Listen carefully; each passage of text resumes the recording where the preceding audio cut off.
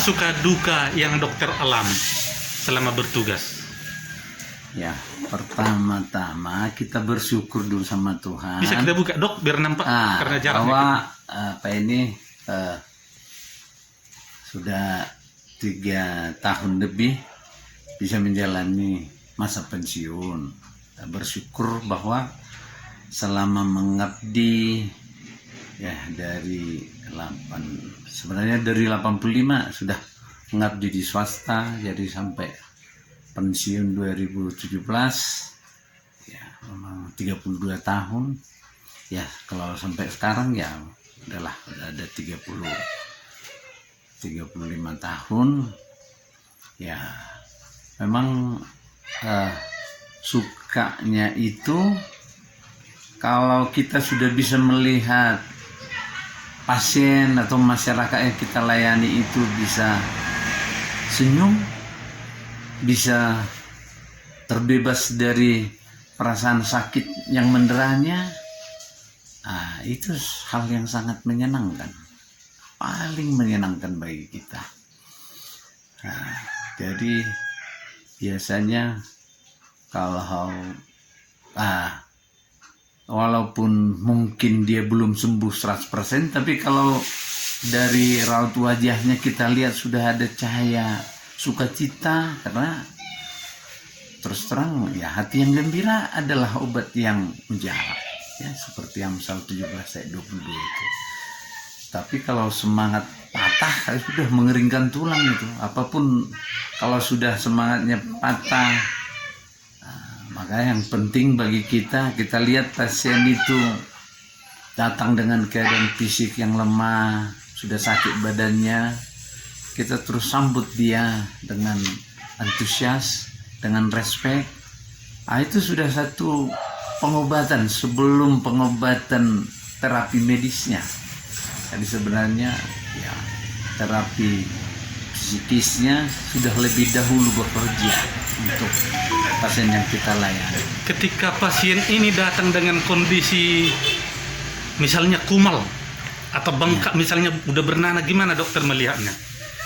Ya, tidak ada masalah karena semua pasien itu sudah dipercayakan Tuhan untuk kita tangani. Oleh karena itu, ya prinsip dalam penanganan pasien kita harus bayangkan dia bahwa dia adalah ciptaan Tuhan juga yang sangat suci. Jadi ajas holistik, bahwa pasien itu adalah ciptaan Tuhan yang suci. Oleh karena itu kita perlakukan dia sedaya mampu kita, apa adanya kita tolong. Itu. Jadi tanpa membedakan status sosial, ekonomi, budayanya. Kita sambut dia dengan antusias, dengan respek, dengan senyum, kita sapa, dan kita ya apalagi ya sebelum COVID itu ya kita sangat dekat, langsung kita salam hangat. Jadi, pada oknum dokter tertentu cenderung bicara ekonomi penghasilan, sehingga ada dokter yang cenderungnya katakan punya mobil mewah begini, harta begini. Dokter gimana melihatnya itu? Ya, kalau pandangan hidup untuk bukankah dokter ini juga jalan untuk mencari kekayaan, dok? Profesi dokter adalah jalan hidup seseorang ya untuk melanjutkan kehidupannya, tapi bukan berarti kalau untuk dokter itu sudah menempel konotasi kekayaan. Kalau masih itu yang melekat di diri seorang dokter, barangkali sudah sangat salah. Karena ya saya rasa kalau Tuhan sudah mengizinkan seseorang menjadi dokter atau medis lah, baik itu dokter atau suster, medis atau paramedis, itu berarti sudah kesempatan untuk melakukan yang terbaik, untuk menolong orang lain sebagaimana pendelegasian tugas yang diberikan oleh Tuhan kepada ya semua orang-orang sesuai dengan ajaran agama masing-masing. Tapi sebagai seorang Kristiani, ya saya berprinsip bahwa ajaran Tuhan Yesus untuk mengasihi sesama itu, ya, profesi sebagai dokter medis dan paramedis, yaitu sangat relevan sekali untuk menerapkan ya hukum kasih itu.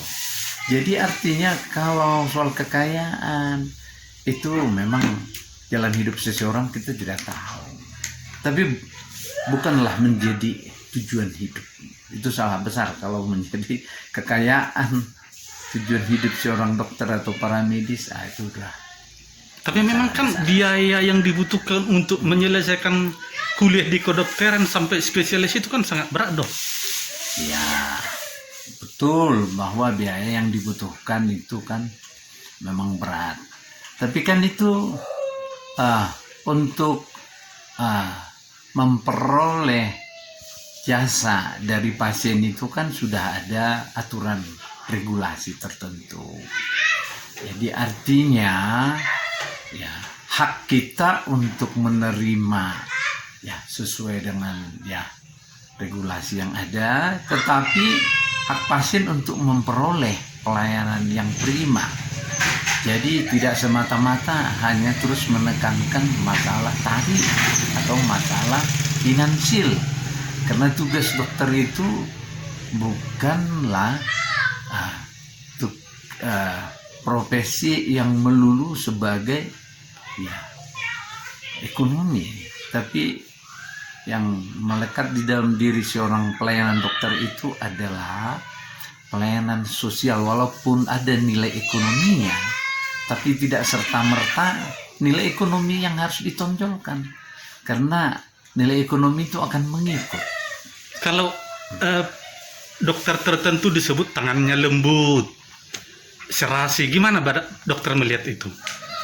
Apakah karena memang kemampuan dokter itu atau gimana?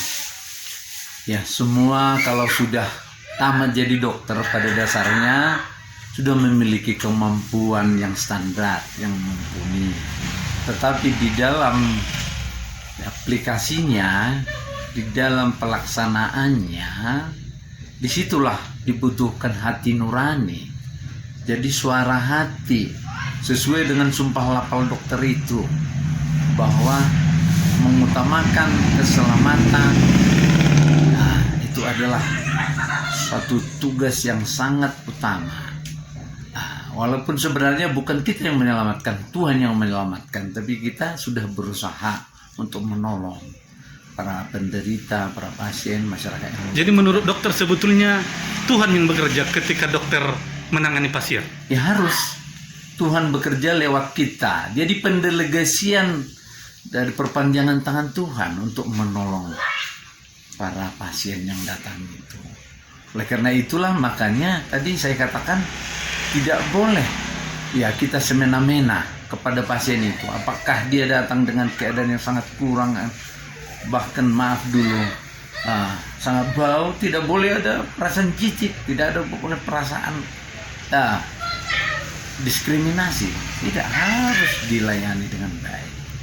Jadi karena ya tidak semua orang bisa jadi dokter, tapi tidak semua dokter itu yang mungkin kalau boleh dikatakan sebenarnya mengingat sumpah lapalnya ya harus memberikan ilmu atau kemampuannya itu semaksimal mungkin tanpa harus mempertimbangkan laba rugi atau risiko. Itu makanya kadang-kadang ya sampai harus ya seperti saya sampai ke Maluku, waktu konflik Maluku, ke tsunami Aceh, ya hati tergerak. Nah, jadi artinya kita harus berusaha untuk memberikan apa yang bisa kita berikan, karena kita sudah menerima berkat karunia dari Tuhan. Penempatan pertama dokter itu kan di Salak yang ya, sekarang menjadi Kabupaten Papua Barat. Iya. Kenapa dokter mau juga meluangkan waktu mengajar sekolah?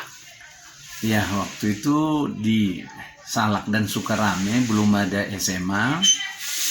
Jadi waktu itu ada ya pembangunan gedung SMA dan guru tidak ada yang datang, guru PNS karena mungkin takut waktu itu 34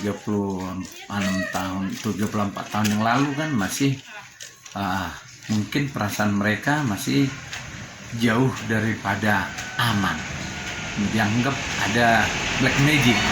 Sebenarnya hal itu sesuatu yang tidak perlu apa sebenarnya kalau dihandle dengan baik. Dan justru itu saya pilih ke Salak itu untuk membuka gap komunikasi itu, untuk menghapus image negatif tentang Salak dan Sukarame. Maka saya bersedia memilih ke sana penempatan pertama. Saya yang memilih sendiri, bukan karena ditempatkan. Saya yang memilih. Justru waktu itu bupatinya di sini Pak Panggabian almarhum. Nah, waktu itu masih ada daerah yang kosong, 3 baru, Kutabulu, Sopo Butar. Tetapi saya mau pilih ke Salak karena memang sudah hati saya ke sana. Dan saya kena ketiadaan guru, saya terpaksa mengajar karena saya berpikir bagaimana masyarakat ini bisa maju tanpa tahu dia apa dasar-dasar pendidikan, apa dasar-dasar untuk menjadi kader itu kan harus memiliki pengetahuan. Jadi harus pintar. Di samping ada kemauannya untuk menjadi kader di posyandu, untuk menjadi kader di masyarakat, kader pembangunan. Makanya semua kita gerakkan waktu di Salak. Makanya Siskamling juara 1 Sumatera Utara waktu itu. Kemudian Klompen Cabir juga juara 1. Semua itu kita terlibat di sana. Ya terus terang bukan karena kehebatan kita menunjukkan kehebatan, bukan. Tetapi kita mau menunjukkan bahwa dimanapun kita berada bertugas, sebenarnya kesempatan untuk memberikan yang terbaik itu selalu ada. Dan kalau dikelola dengan baik, maka pada akhirnya masyarakat itu bisa dioptimasi untuk memberi yang terbaik juga.